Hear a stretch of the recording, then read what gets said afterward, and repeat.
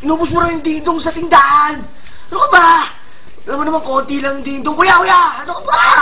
Ikaw, putang niyo mo, kanina pa ako ngayon sa'yo, ha?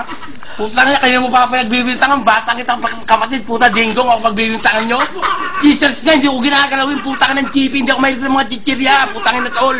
Kung pagbibintangan nyo ako sa chichirya lang, masisira pamilya natin sa mga putang ng dingdong ako kumain. Eh, prema ba kayong kumain ng dingdong? Buha ka ng ina naman. Tagal na natin magkapatid, tol, ginagalang kita, pero dingdong, di mo pwedeng mano sa dingdong, Brad. Mamatay mo mga magulang natin, ding-dong. Ang puta naman, oh. Tapos yung isang araw, Mr. Chip. Yung mga na, nagagalit kayo. Pero, wala rin akong ginawang ganun.